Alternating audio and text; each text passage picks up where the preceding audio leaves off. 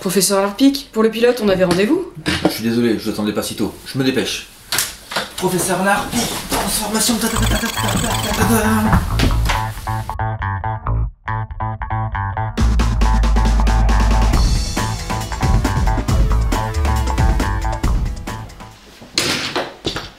Bonjour, vous êtes bien dans l'émission Codex, et je suis le professeur Larpic. Alors Codex, qu'est-ce que c'est? On parlera pas de Templiers, non. Codex est là pour vous parler du JDR, ou jeu de rôle pour nos amis de l'Académie française. Ça vous parle pas, vous savez pas ce que c'est? Je suis là pour vous expliquer. On démarre. Avez-vous déjà vu ceci? Il s'agit du jeu de cartes Magic. C'est un jeu de rôle, mais avec des cartes. Alors, Magic, qu'est-ce que c'est? Ce n'est pas la belote.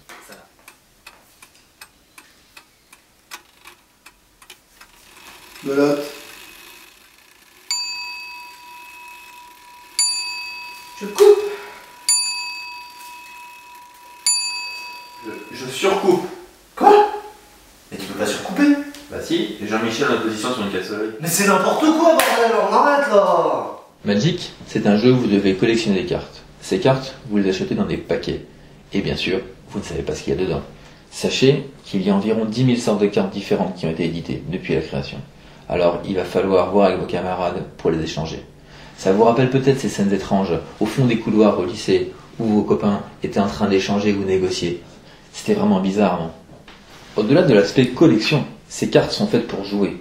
Vous allez devoir créer votre propre deck pour affronter vos amis. Allez les petits gars, c'est parti, vous avez vos cartes, on va se bagarrer. Au début de chaque partie, les joueurs commencent avec un nombre de points de vie défini. Le but, bien sûr, est de faire tomber son adversaire à 0. Pour y arriver, on dispose de plusieurs types de cartes. Des ressources, des créatures et des effets. Allez viens, on va la voir. Voilà. Bien sûr, notre adversaire a les mêmes types de cartes et il peut riposter ou contre-attaquer. Allez Jean-Michel, on va y péter sa gueule. Les créatures, ça fait pas tout, et on peut combiner les cartes pour faire des effets encore plus importants et gagner par la ruse. C'est ça qui est bien.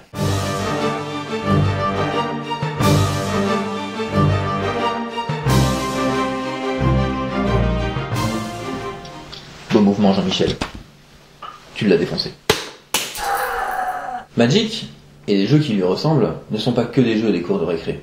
Ce sont des vrais jeux avec un vrai championnat mondial. Par exemple, le Pro Tour, on peut y trouver des joueurs venant de plus de 50 pays différents, avec plusieurs milliers de dollars à la clé. Maintenant, abandonnons une autre forme de JDR, les jeux de plateau. Et ce n'est pas ça. Allez, 1, 2, 3, 4, 5. Oh, caisse de communauté. Tu payes. Allez, Aise. On a marre de payer. Ah, super, c'est de la marquité. Je ne passe pas go, je ne prends pas 20 000 francs, je vais jusque là. Comment je t'ai esquivé?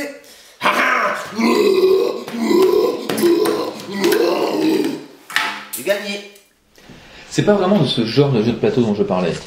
Bon, il y en a beaucoup d'autres, mais celui qui va m'intéresser, c'est Warhammer. Warhammer est un jeu à base de figurines. Vous allez devoir les acheter dans le commerce. Mais c'est pas si simple, elles ne seront pas peintes. Et clairement, personne ne voudra jouer avec vous, si ce n'est pas le cas. Alors oui, bien sûr, vous pourrez les peindre en quelques heures, ça va très vite, mais c'est pas intéressant et le résultat est souvent très limité. Par contre, prenez le temps, passez-y plusieurs heures, parfois des centaines d'heures, et croyez-moi, messieurs les académiciens, vous aurez un truc qui roxe du poney. Après avoir exprimé votre fibre artistique, vous allez pouvoir jouer. Mais pas tout à fait. Tout d'abord, vous devez comprendre les règles, et il y en a plusieurs. Je vais essayer de vous les expliquer en faisant vite, car je pourrais y passer des heures, et de toute façon, je ne tomberai pas d'accord avec les puristes. Mais je vais essayer de vous les résumer. Tout d'abord, les parties sont scénarisées. Ça veut dire qu'il y a un objectif fixé que un ou plusieurs joueurs doivent atteindre, et ce en un nombre de rounds défini. Un round se divise en plusieurs phases. Tout d'abord, je me déplace. Ensuite, je tape. Et je retape. Bon, après, ce qui est assez intéressant dans ce jeu, c'est le côté visuel. Par exemple, une créature va avoir un objet dans les mains, un lance-flamme. Elle peut donc lancer des flammes et c'est compté dans le jeu et dans les règles. De la même manière, si la créature a des ailes, elle peut voler. Pour terminer, on va avoir la topographie du terrain, du plateau, le jeu de plateau en lui-même. Je m'explique. Une créature va être en hauteur, elle peut donc tirer plus loin. De la même manière, une créature va avoir un objet comme un arbre par exemple dans sa trajectoire, dans sa ligne de mire, elle ne peut pas tirer. Moi en l'occurrence, je n'ai rien dans ma ligne de mire. Je peux donc tirer. Bon, maintenant, ça c'est fait. Passons. Oh ouais, jeu de rôle. Alors, aujourd'hui, à la formation, on va étudier le TGCM, ou le très gros cas merdique en entreprise. Donc, tu seras Carole, tu as 47 ans, tu as un enfant, tu es divorcé plusieurs fois, tu es sur un site de rencontre, tu merdes dans ton boulot plusieurs fois. Allez, joue-le, tu es. En instant de licenciement. Non. Non, toujours pas. Je vous parle d'un vrai jeu. Un jeu où il y a un MJ, des PNJ, des quêtes, des loots, des mobs, des D6, des D4, des D100, des... Tu vas te calmer.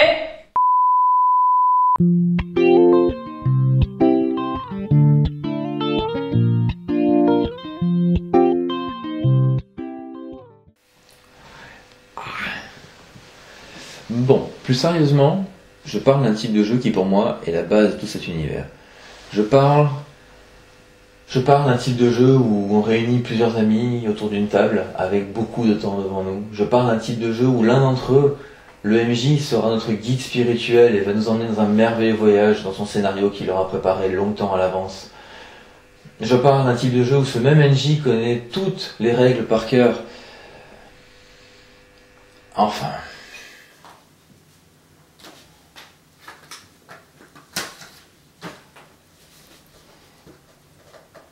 Pour finir, dans ce genre de jeu, les joueurs vont décrire les attributs de leur personnage sur leur fiche du même nom, et ainsi, grâce à différents jets de dés, conditionner la réussite ou l'échec des différentes actions qu'ils pourront entreprendre.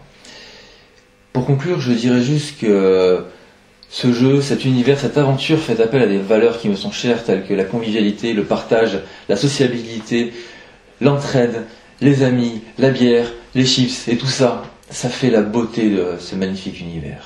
Oh, tu vas pas chialer maintenant. Si, tais-toi. Seul Jean-Michel le comprend. On fait une sacrée bonne équipe, mon petit Jean-Michel. Alors, dis-moi, la prochaine fois, de quoi veux-tu parler ?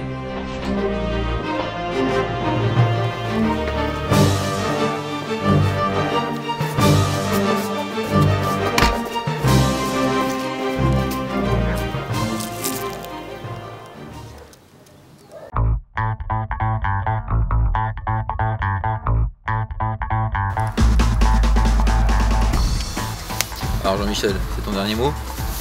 Ce sera le GN ? Ok, on se met en situation.